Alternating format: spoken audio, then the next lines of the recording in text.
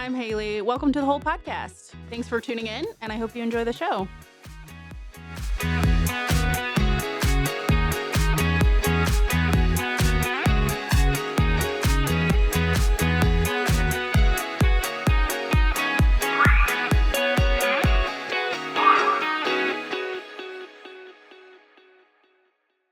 Hi, everyone. My name is Haley Korf. I am your vision impaired host for today, and we are very excited for our guest. I am so excited to introduce to you James and Pat. Would you guys like to go ahead and talk a little bit about why you're here and the message you want to share with the community?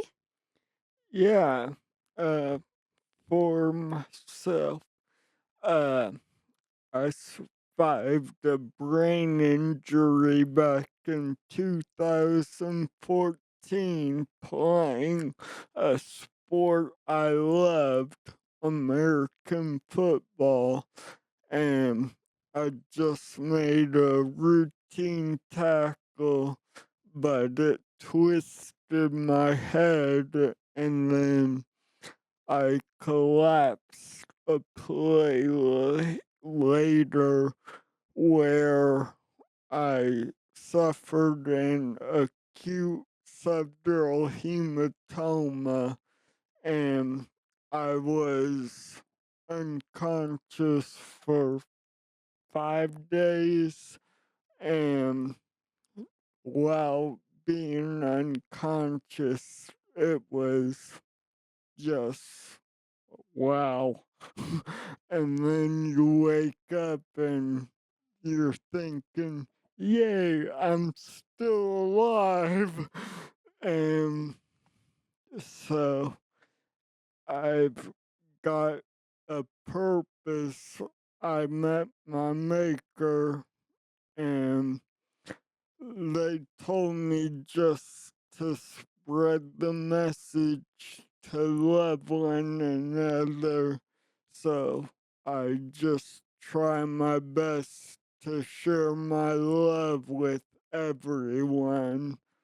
And yeah, Well, I already have that your good vibes coming through, so you're doing great. And I saw the video on YouTube a little bit about what you both all everyone has went through in your family. Um yeah, I actually was like tearing up. So oh, I'm thank very you. sorry that happened, but I think that you're doing really well. So, Thank you. you're welcome. I know okay, so you did the sign, right? Okay, okay, Yes. okay. So do you want to tell me a little bit about those stickers then? Yeah. Or So, decals? yeah. Yeah. So my or- original decal was the American Sign Language symbol for I love you. And that's just what this whole world needs to do. Love one another and everything will be all right. And then my new one is approach with love, listen without distractions, and learn from their experiences. And this is how it looks. So I'm just a man on a mission to spread the love. Yes. Those are really, really eye-catching. I like what you did with the colors. Thank you. You're welcome. And for those who don't know, I suggest watching the video on YouTube because one of the things that stuck with me was the first thing you did was the sign before you could even speak, and so that really stuck with me. Am I correct? Did I get Yeah. that right? Yeah. In fact, when it was day 5 and the doctors told his mom and I that we could go talk to him, but if we overstimulated him and the pressure on his brain went up, we had to back off. And so the Mhm. first thing I told him was that we were proud of him and we loved him very much. And about that time, the pressure started to go up, bells and whistles were going off, and I looked down on his thigh, and he couldn't open his eyes, couldn't speak, couldn't. The only thing he could do is move his right hand, and he just brought the two middle fingers in, And I said, James, I hear you loud and clear. I love you too. You're in good hands. The pressure in your brain's going up. You need to relax now. Yeah. And so he did. And I took a picture of his hand, showed the doctors.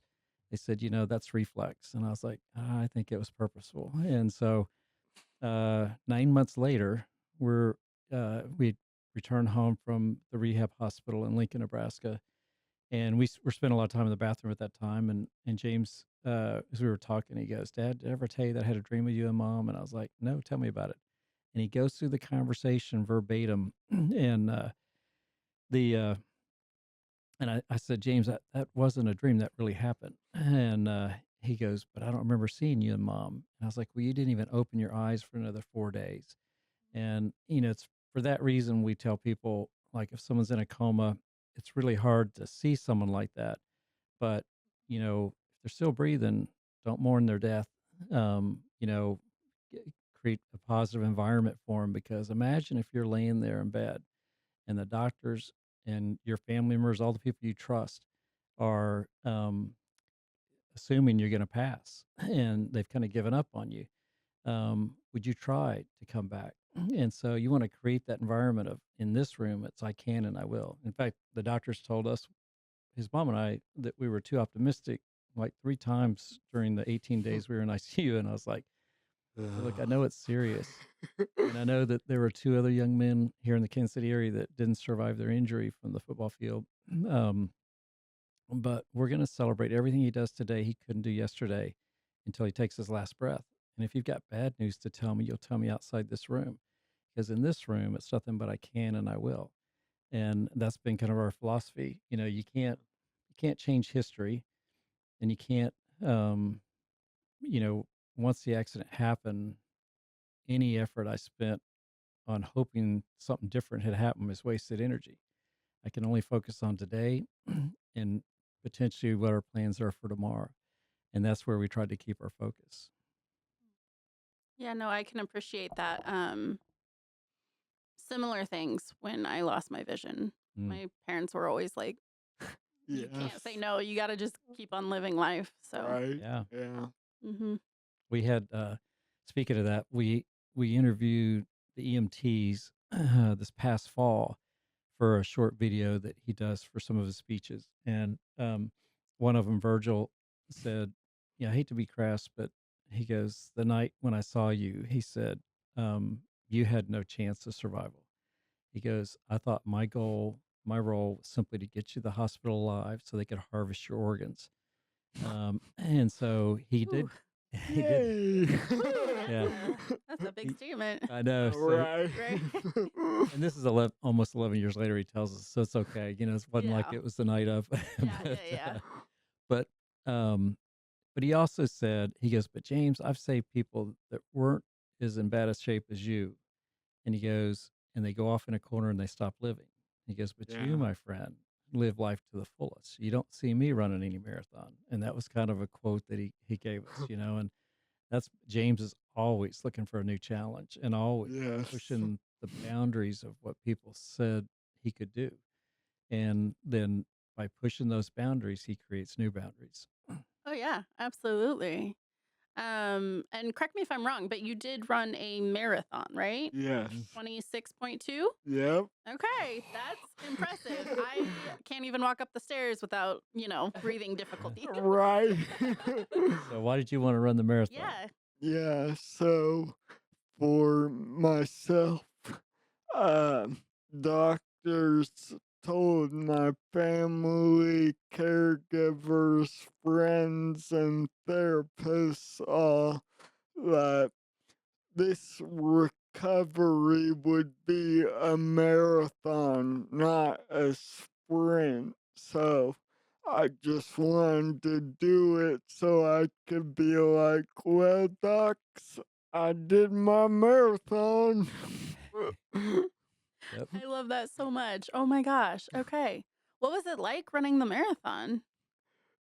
It was really unique because those first few miles you're going, yeah, I got this, no issue.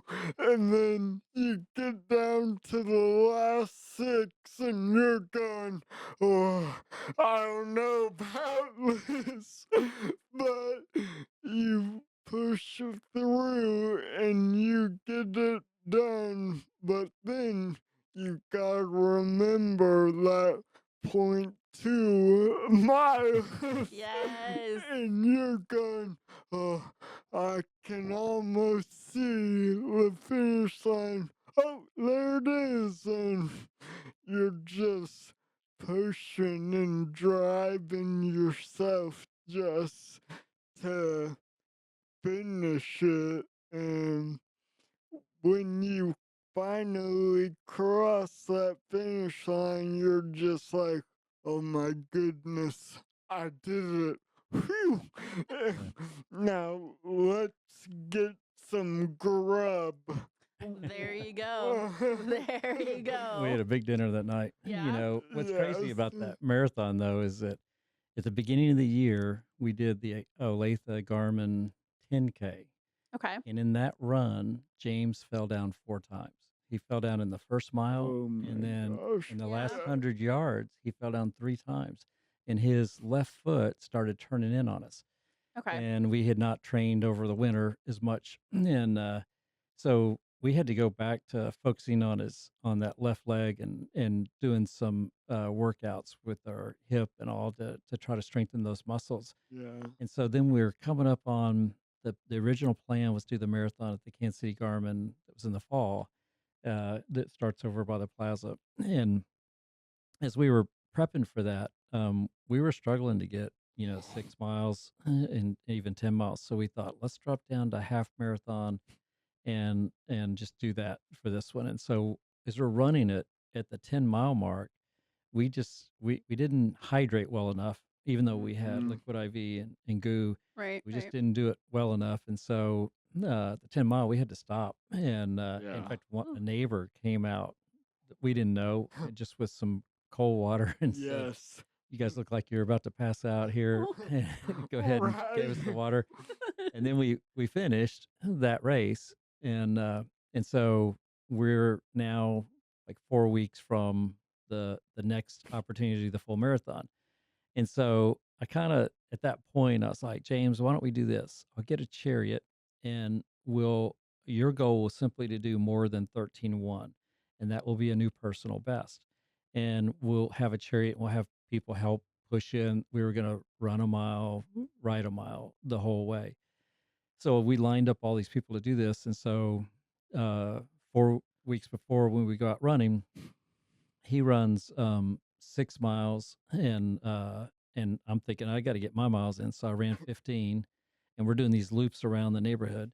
And then the week after, we were up most of the night with a middle school retreat thing that we were helping out with. And so it's like got to bed Right. at 3 in the morning, and then we're up at 6, and we had to get our training run in. Oh. So we do this run, and as we're running, we get close to 10 miles. James's goal was to do 10 that day. Gets to 10, he goes, Dad, I can do 18. And I was like, okay, let's go. So we're doing Oh 3 mile yeah. laps. And so we get to 18. He goes, I can do 21. And I was like, we're not going over Come 20. on. We're gonna end at 20, okay?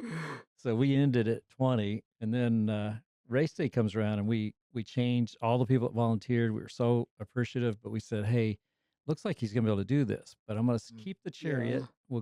We'll have all his gear in there, and if you guys can just come run the last 6 miles with us, because that's where he'll really need the encouragement. And Right. so we had them do that. And we James and I have this running joke, and it's kind of funny, but um we run with an elastic band around his chest, Mhm. so that when he starts to fall, I can pull back, but it's not like a hard jerk on him. It's just enough to let him get his own balance. Yeah. Yeah. And so at the beginning of the race, I'm typically further back.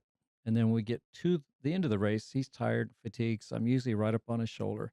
And so James noticed this past year that like I've been beating him by like a second or two at these runs. And he's like, but I'm always behind him. Okay. And so James is like, so we come up on this marathon, and it's coming towards the end. He goes, "Now, Dad," he goes, "I want to win this." I was like, "Absolutely." And so he had his friend take the reins from me, and he goes, "I want you to get back like 10 yards." And so I was like, "Okay." I backed off. Yeah. He crossed the finish line. We're all celebrating with him, and I was like, "Man, you won. That's a great job." And so the next day, he comes into the room and he goes, "Dad," he goes, "we didn't ever pull your numbers up. Can we pull your numbers up?" And I was probably as shocked as he was, but we pulled it up and I beat him by 2 seconds. Oh, And he's like, And "How did?" I'm going, what? Yeah. Come on. He goes, "How did that happen?" And then I go, "Well, James, it's tough being a celebrity sometimes." But I said, because the race organizer was so excited about you running his race, Yes. he's he had the clock stop when James crossed the finish line so we could get a group picture of everybody that ran across the line with his time on it. And so guess what? I got his finish time, so that helped me beat him by 2 seconds. So James goes, "Okay, we got to do it again." and this time, Uh-huh. and this time, I'm not having anybody stop the clock. They can't stop the clock. right. You know. Yeah. Oh my goodness. Oh, I can just imagine the faces made when you pulled up the numbers. Uh, he was Right. not happy. And then the kind No. of it. Another funny thing about that was 2 weeks later we go out and we run a 5K. We thought, well, let's kind of keep our work going here. And so it was the first time that James ran the last mile of a race nonstop, because we usually run a mile, walk a mile. And so he set a new personal best. But leading up to that, I put the shoes on and they felt really tight. And I'm thinking, well, my feet aren't swollen anymore. I don't know why they're feeling tight. I looked at the size, and apparently somehow I switched his shoes with mine. And so he wears a 9, I wear a 9.5. And so I think the lesson learned for me is don't wear a size too small, because my left toe is still black and blue from November, Yeah. and James was as I, solid. I'm feeling fine. He I was. can wear 9.5 now. Yeah, so we bought 9.5s for him, but he literally helped me the last 6 miles of the race, because at the Yes. 3 mile mark, I tweaked my knee. Oh, okay. And so I was in what tell him what you were doing to me with the chariot. Yeah. So I was the real supportive son, just walking right behind the chariot, going, "Come on, Pat, you can see me." And I was just joshing with him and pulling his leg, and Oh. he wasn't happy with Well, me. I knew if I sat in that chariot, I'd never hear the end of it. I was like, the leg's gonna have to fall off before I sit in it. So we at the 20 mile mark, I get his mom Susan to bring me my knee brace, and then I had to ask James to walk the last 6 miles. We probably would have been between 7 and 7.5 hours, except for me making him walk. It was 8 hours and 10 minutes. So, but it was pretty amazing. I mean, the in the running community, both that day and leading up to it, it's so supportive and Yes. so accepting of James. We're not fast, but No. we have fun and we bring the tunes. And James, what's the one thing you do on like the switchback runs where you run back Oh, on?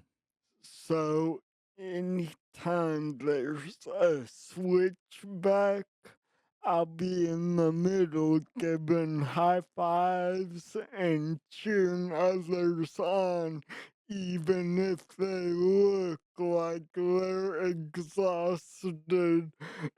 And it's real cute because some people look up and just see me and they'll be like, "Oh, someone is cheering me on," and they'll pick up their pace, and I'm going, "Yeah, woo," you know?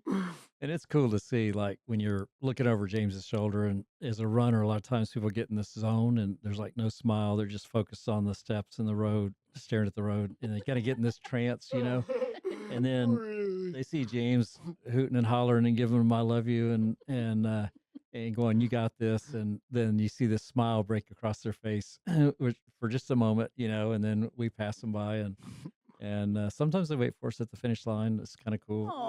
Yeah. Oh. It's fun though. Yeah. I can tell. I could see you doing that because you're already doing it here. So yeah, I can Right. see that. Oh wow. Oh, I am so glad to hear that everybody's accepting and working with you on it and having a good time. That doesn't always happen. So that's really Yeah. Yeah. good. Yeah, you're right. I mean, You there's are. been early on, I think we had more um, issues with people not being as accepting that didn't know Yeah. us, and I think James has become more of a celebrity where more people know it. Ooh, fancy. But I Right. think the the the good thing about that is hopefully this is carrying over to people that aren't as well known because like Yeah. early on he was in a wheelchair and he couldn't feel his lips almost like if you went to the dentist and got a novocaine shot Oh yeah. Yeah. you would drool Yay. and stuff, so James would drool, and so to make it less obvious we had wristbands on so he could wipe his mouth Hmm. if need be. And he's been called retarded before because people didn't know or drunk or whatever. In fact, we joke when we go to a Yeah. Chiefs game, uh, when we first started going to the Chiefs game, I said, James, you're going to fit right in here because when James was walking, he kind of seemed a little stumbly, like he'd been drinking. Right. And I said, before the game ever starts, I said, Yes. you're already fitting in with the crowd because they've got they've already primed themselves before the game starts. And so, but I laugh when we're leaving and we see the ushers like at the gates and Yes. inevitably they'll comment, they'll go, that one's drunk. And they'll point to James. I was like, he's the soberest guy here. He's absolutely Really? he can't drink. So, but, and now we get less of that today than we did early on. Yeah. But Yeah. I think part of James's message is just to be accepting and like put yourself in other people's shoes. You don't know Yeah. just Hmm. because he talks the way he does doesn't mean that he's cognitively impaired. No. He knows exactly what you're doing and what you're saying and how cruel you're being. And Yeah. Yeah. what do you say about that? What's that a sign of? Oh, they're ignorant. Pretty much, yeah. He Alright. said it's not a reflection of me. Oh, it's not a reflection of me, but a reflection of themselves. Yeah, their true Agreed. characters Yeah. is they're just showing their true character Hmm. by judging others that they don't know anything about, Yeah. and that's part of this love, listen, and learn. It's like Yeah. everybody has a story, and um, you don't really understand that story unless you take the time to get to know them. And Really. so you have to create this environment of like a safe place for people to share. So you approach people with love, and then you give them your full attention. You let them tell everything about their story, and then you challenge yourself to say, "What would I do if I was in their shoes? And how might Yeah. that affect me?" I think it kind of helps bring empathy back out for others. Um, And I agree with that 100%. And I almost think that sometimes having a disability, you truly get to know people quicker than the average person. And Mhm. so it's Yeah. almost easier to kind of weed out the people that aren't helping you, Right. right? Yeah. Yeah. And so, oh, go ahead. Yeah. I'm good. I just definitely agree with that. Um, it's crazy, but so true. I mean, so many people will look at people with different issues and be like, oh, they'll either feel pity for you or they'll think that you're unable to do something.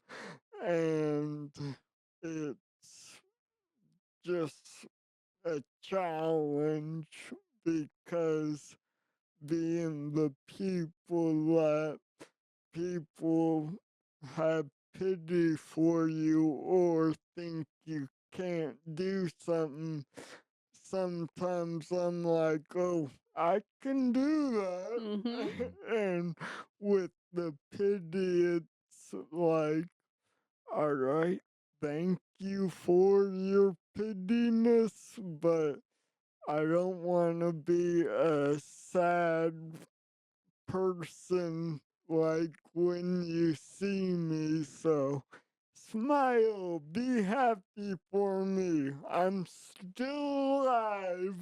Yes. you know? Yes. We did during the marathon. I interviewed him every mile, and the interview was about what we call these Jamesisms, and they're the kind of his core beliefs that got him through his recovery from the beginning. Yeah.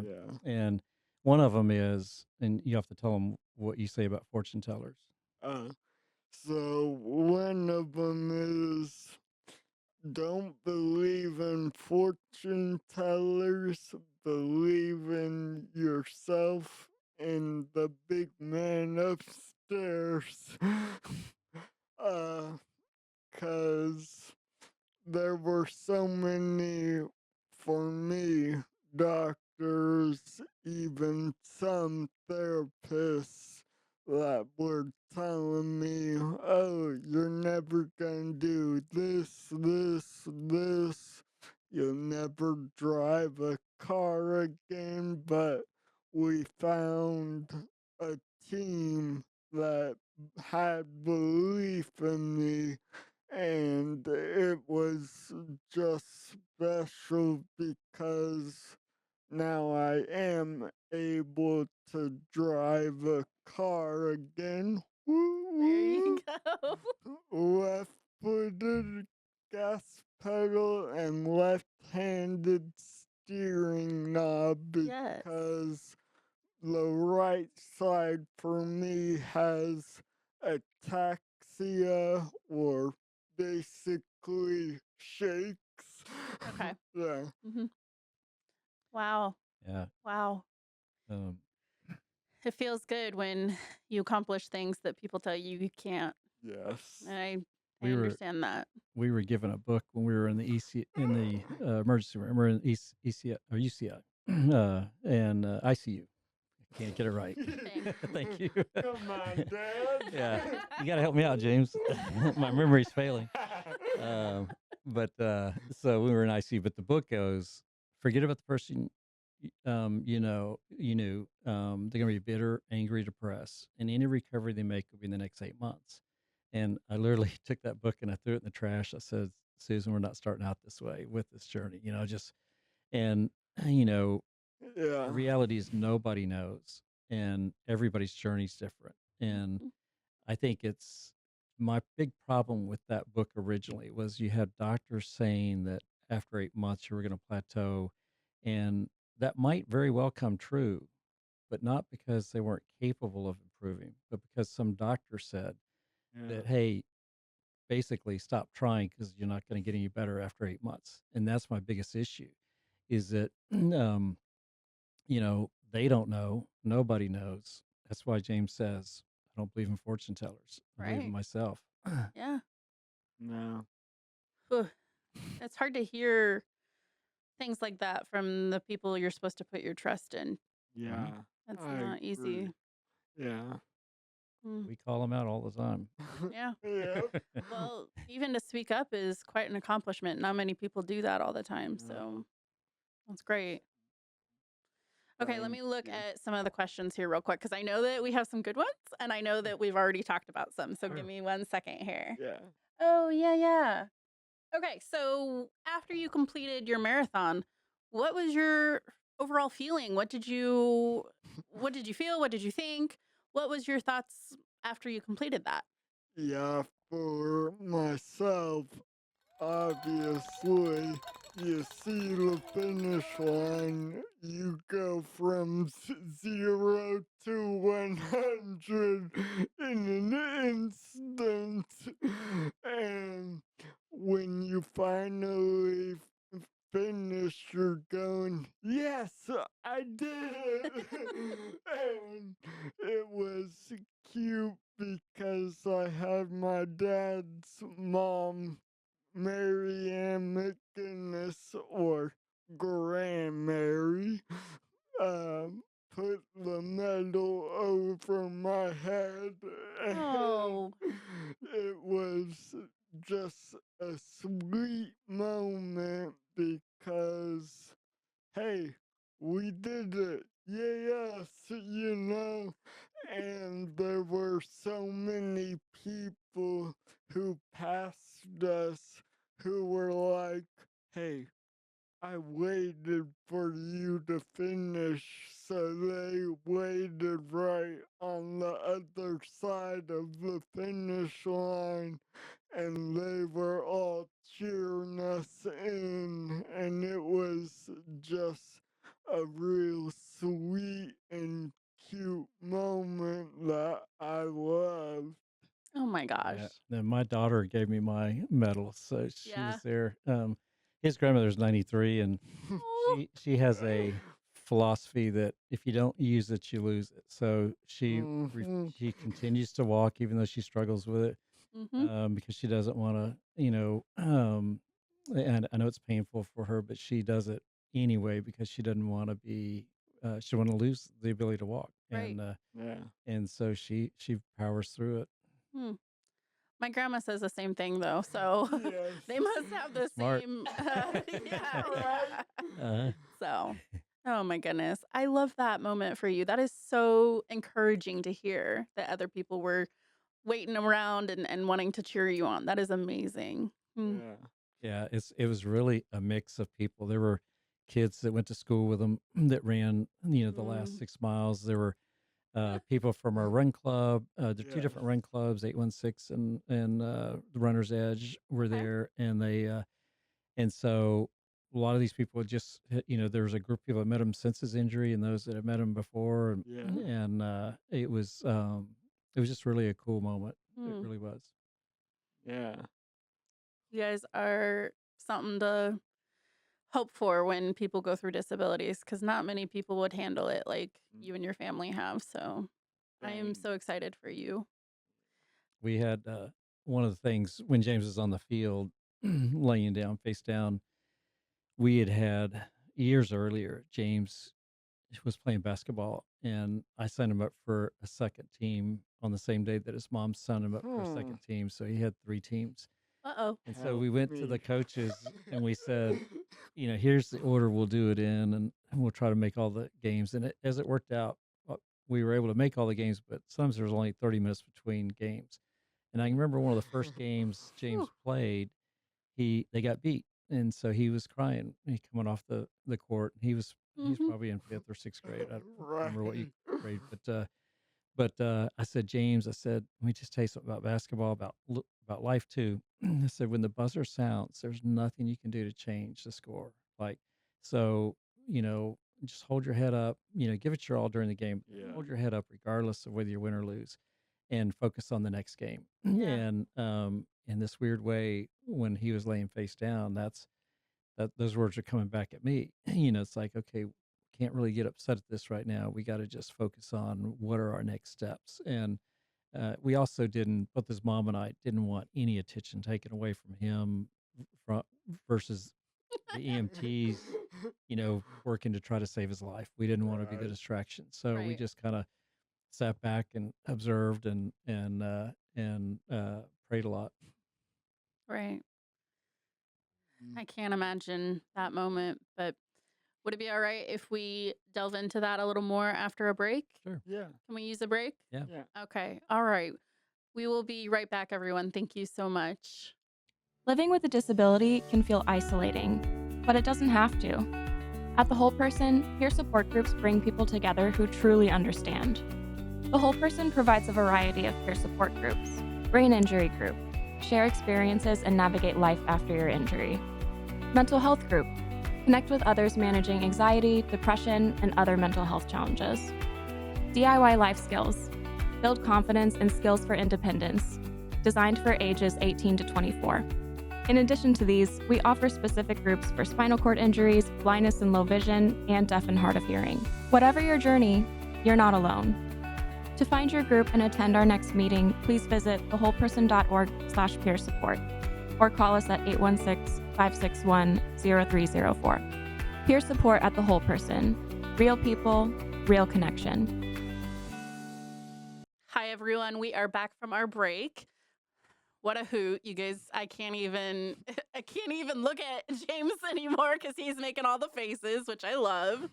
But I did want to jump back in and get some different perspectives, a little bit about the day that the accident happened. Is that all right? Yeah. Okay. So, Dad, tell me a little bit about how that went for you. What was Mm. your initial thought? What was going through your mind at that time? Well, leading up like that night, before the game had started, James called me, and I had been in St. Louis at a business dinner meeting and was on my way back. And he goes, Dad, he goes, I won't start, but I think I'm gonna get to play a lot. And uh, so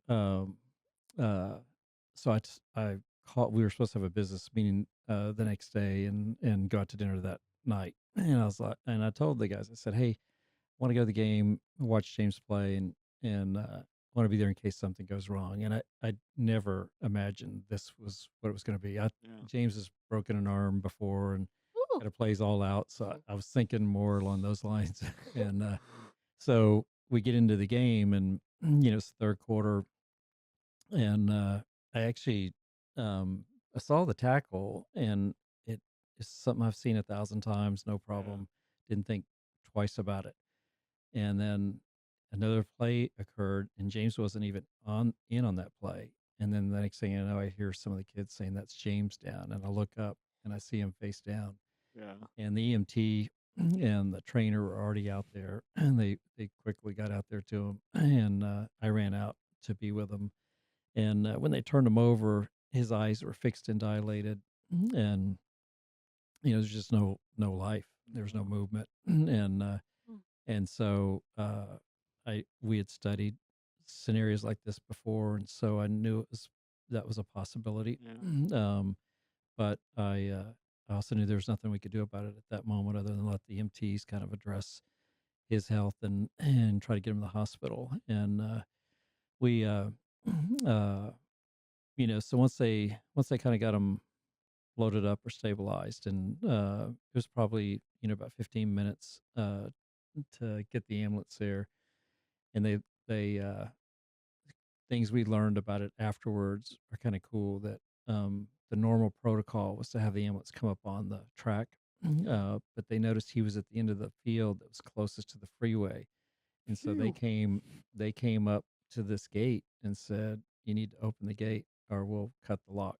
And so they Yeah. opened it up and went in and got James in the ambulance. And so I made an attempt at following the ambulance, but they were going way faster than my truck could go at the time. So Mhm. Mhm. they were doing over 100.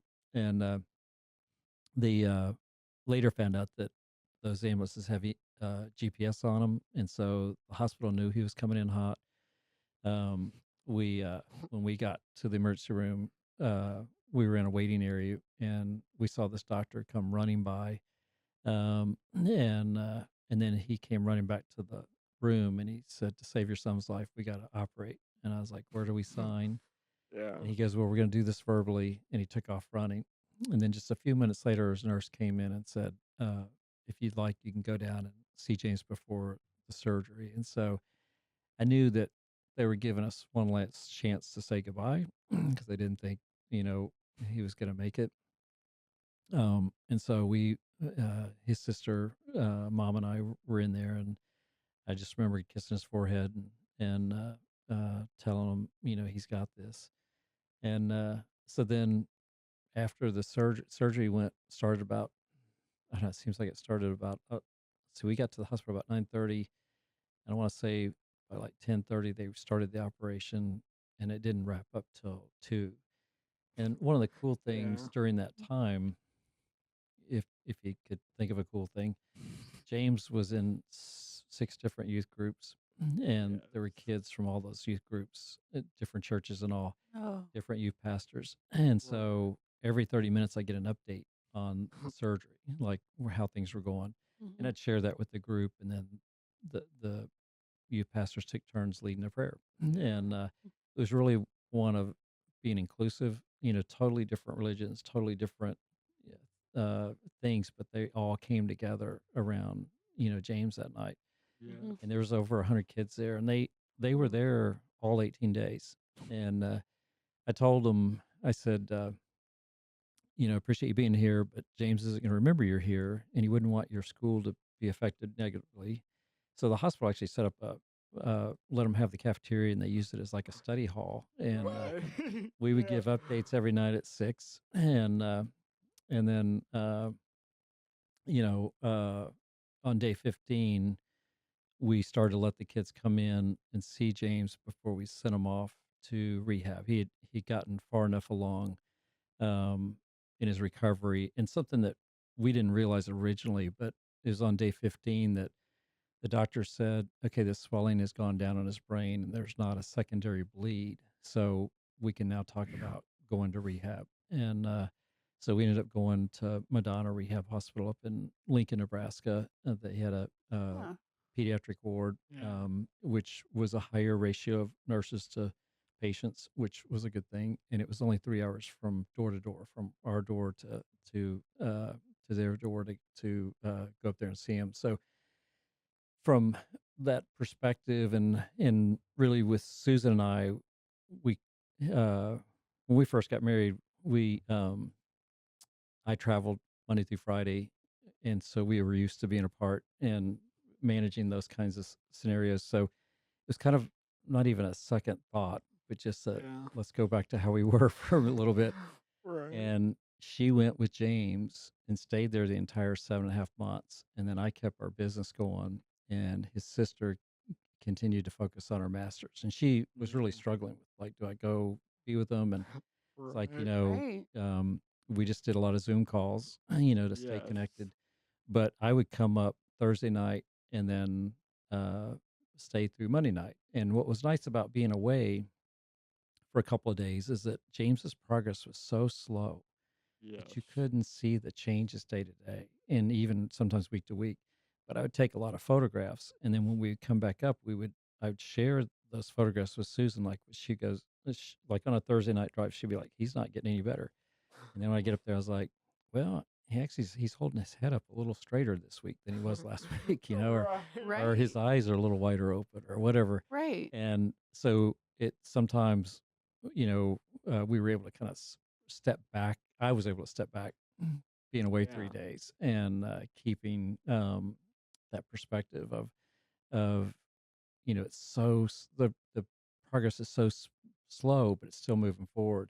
And there was one kind of funny story, but it also kind of shows, that sometimes what appears to be a step back is actually a step forward.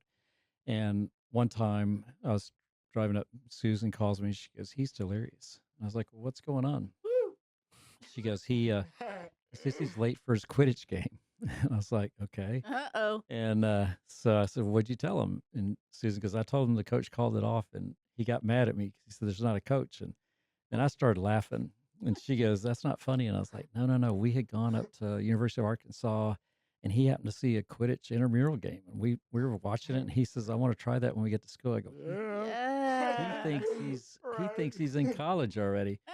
And if you look at the Ranchos Los Amigos scale for brain injury recovery, there's a Okay. level, I believe it's either 4 or 5, but where you get disoriented to time and space. So one day you wake up, Yes. you're in 6th grade. Next day you wake up, you're somewhere in the future. Oh, You're in man. college. And so Right. Oh, my and goodness. so it was kind of your brain sorting out these Yeah. memories. Right. And so I said, he's clearly no longer in level 4. He's now in level 5. And to get to 6, we got to go through 5. So it was putting things kind of in perspective. And it was hard to watch. Okay.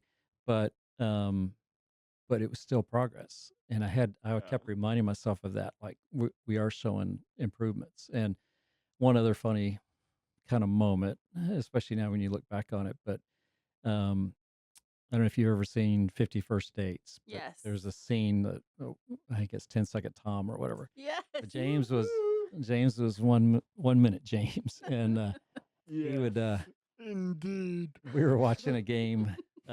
First time he could watch a football game, we were watching Arkansas Mississippi State, and they were beating us. And he goes, "Who are we playing?" And I was like, "Mississippi State." He goes, What? "What are they ranked?" Why are they ranked? I said, "They're number 1. Have that happen? They beat LSU and Alabama." What? Yep, and they were beating us. And so we would go, commercial would come on, the game would start back up. Who we play? Mississippi State, Why they win? number one. How'd that happen? They beat Alabama and LSU. And we did that the whole game, The you whole know. game, And yeah. so Sunday rolls around, and we're watching the Chiefs play the Broncos, and the Broncos offense comes on the field, and James goes, I noticed. Wait, Dad, is that Peyton Manning playing for the Broncos? I was like, yeah, and The Colts traded him? they sure did. What a dumb move. And so we went through that every time their offense would come up, he would go through that, like, and the energy was the same, like we had never had the conversation. And so then Monday night rolls around, and we're watching baseball, and this is after Thanksgiving, and we were watching the World Series, and James goes, Is that the Royals in like, the World Series? "Yep," I said, "That's Kansas City Royals in the World Series," and that was the first time they'd shown up in a long time, and so his sports world was just turned upside down. But then there was this little glimmer of hope that came about, and it was like Tuesday. The therapist goes, "Okay, James, I'm gonna have you hold this for like 10 seconds. So we're gonna go 1 Mississippi, 2 Mississippi, 3 Mississippi." And I go, nope, we're not counting by Mississippi's. We're gonna do 1 Razorback, 2 Razorback, 3 Razorback. So I was like, well, he didn't know why he didn't like Mississippi, but he had enough memory to know that was not a good word anymore. So, uh, and I also have to say, you know, while it was tough, I mean, we were so blessed that James always Yeah. had a sense of humor, always was Mm. trying to make people around him laugh, always never really ever angry, bitter, depressed. And, you know, I think one of the biggest lessons I learned watching James recover and also observing other people in the rehab is that the people that tend to thrive in what they do in their recovery are those people that tend to focus on other people first Yeah. versus themselves. And Hmm. even when James first could talk, he goes, "Dad," he goes, "How was I out for like 5 minutes?" And I was like, "No, you were out for 5 days." And he goes, And I go, oh, that must have been terrifying for you and Mom. Oh, yeah. and I'm like, okay, he's thinking about us, and he's the one that went through all this. And so, but that was a consistent theme through the whole, even today, Yeah. always kind of focused on the people around him, making sure that they're laughing and concern for him before himself. You know, it's not that he doesn't have goals, but he'll always put someone else in front of him. And those people tend to thrive. If you get so focused on yourself, it's like a cancer, and it will eat you alive, because a lot of people, they go, well, I was going to be this, or I was going to do Yeah. this. Now I Right. can't do this anymore. Right. Instead of just focusing on, you know, here's where I am today. Here's my new path Hmm. because of where I am Yeah. today. Yeah. And it'll open up a lot of other doors that you didn't even Mhm. think of sometimes. Absolutely. Definitely. Hmm. So, okay, so you mentioned his sister. So, what was your sister's perspective going through all this? What did she deal with learning about what had happened? Was she there at the game? Um and how do you deal with this as a family? Yeah. She used to joke he was the Abercrombie Finch boy, the All American boy, and so Stop. and so Right. um, I think in many ways it was harder on her than even Susan and I, because It we had each was. other, and you know, to some degree, she went through parts of this by herself, and it raised and highlighted things that she had been struggling with already, with Yeah. anxiety and depression to begin with. Hmm. And at the time, she was a French major and teaching French classes at KU. And after getting that master's, she was motivated to go back and get her master's in social work. Oh, And then Right. that's tough. she Uh-huh. worked the 988 line, helping those that were calling, Yeah. suicide prevention line. Hmm. And then this year, she started her own practice on Mass Street in Lawrence, and the name of the business, James. Daring dragonflies. Darren Dragonflies, and she's she's doing great, and Yes. I think sharing her personal or helping people based on her own personal experiences overcoming that Yeah. anxiety and depression. And in many ways, I think sharing her own challenges with others part of that therapy, and coming out. Definitely. Um, she had been. I can remember when she first started, she got asked by the provost to be part of a group that was dealing with mental health issues at KU. And it was during COVID, and so COVID was a very stressful time for a lot Yeah. of folks that people were challenged by that.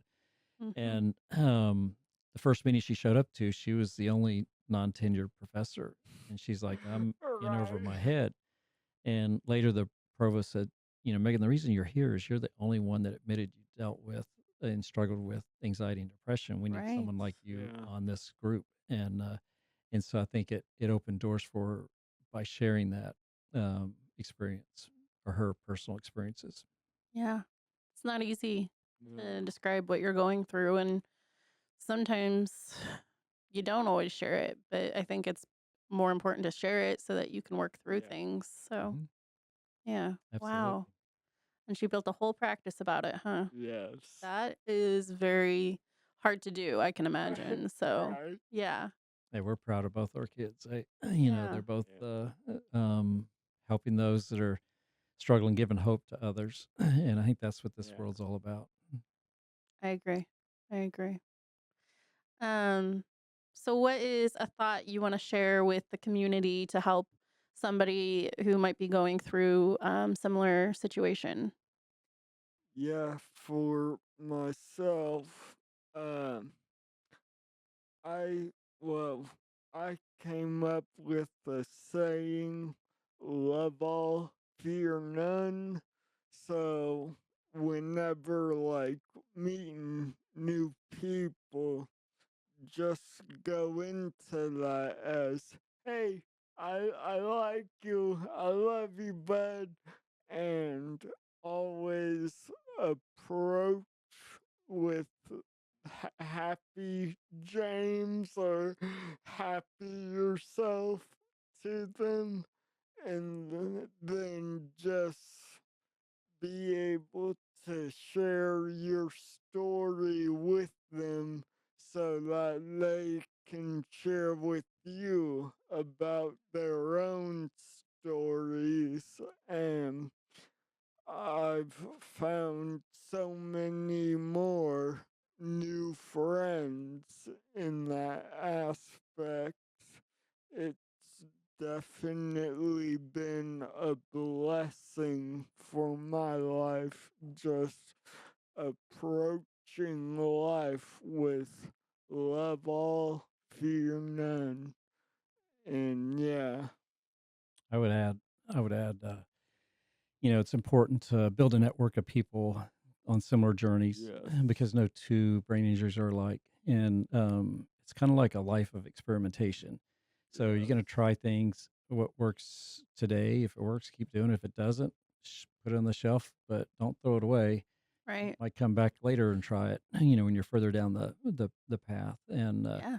And yeah, then don't be afraid to question your doctor or anybody. And one example I'll share with you here is we were at the 1 year anniversary and James started having headaches, and we went in and had an MRI done, and while we were waiting on to see the neurologist, was going to take some time to be able to get on his schedule.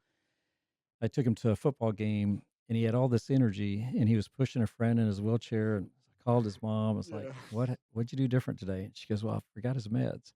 And What? so I called his doctor and said, "Hey, this is what happened. Can we get him off these meds?" And it was 3 different meds for ataxia. And he goes, "His doctors were great at putting people on, but we rarely have an exit strategy. Yeah, Because I'm willing to work with you, but you have to log it, and we'll titrate them off, and we'll kind of watch and yeah, observe." And at the time, his therapist is like, "No, he needs more." But 2 of the side effects of the meds was being lethargic and yeah. having headaches. And Oh so when no. he was tired, he Right. had more ataxia anyway. Mhm. And so as they started to titrate him down at the end of the first week, everybody was in agreement. No, he's got to come off. And so Yeah. we just continued to work off. So, you know, no one knows as a caregiver, no one knows that person better than you. If you have a gut feeling, don't be afraid to challenge Yeah. someone that's wearing a coat, you know, as a doctor. I mean, they've got a lot of education, but they also, um, it's based on their own practice. And so they may not have seen something like James experience or someone else. And so, Yeah. and, you know, I probably wouldn't have done it if it was a seizure med, but like, but ataxia, so he has a little more shakes tomorrow than he did today. What's the worst thing that can Yeah. happen, you know? Mhm. And so, fortunately, he's not on any, you know, right now. But Woo, woo. those are Okay. those are the things I would really encourage people, and then never give up Yeah. hope. You Right. know, Yeah. Right. just can never give up, never give up hope. Just keep moving forward, no matter how slow the progress is. You Yeah. know, when you put things in perspective, it took James 9. So you know, remember the book I mentioned, Mhm. No Recovery After 8 months. It took him 9 months to walk, 9 years to run, um, 9 years to drive a car, and 11 years to run a marathon. Yeah. I I don't even know what to say to that because there's so much that you've accomplished and Yeah. it's amazing. And also it's like, what am I doing that I should be able to do something like this, right? But wow, I am proud of you and Well, what you've Thank you. accomplished. one of his other Jamesisms is look for Jamesism? Jamesisms I is what we love it. call it, I love it. and it's look for opportunities. Look for opportunities to fail so one day you can succeed Yeah, in that. absolutely. Couldn't Yeah. agree more. Life is a trial and error. There's not one Hmm. way to do something. Yeah. So, okay. Well, I don't have any other questions. Is there anything else that I'm missing that you want to share? Yeah, let's share about your goals, Oh, like yeah. Yeah. Yeah. writing a book, Oh yeah. and Oh, you're writing a book. Yes. and then he's got his Jamesisms as part of that book, I love that. Yeah. and then getting certified as a para athlete. So potentially doing the Boston Marathon and the Paralympics. Ooh. Ooh. Yes. Okay.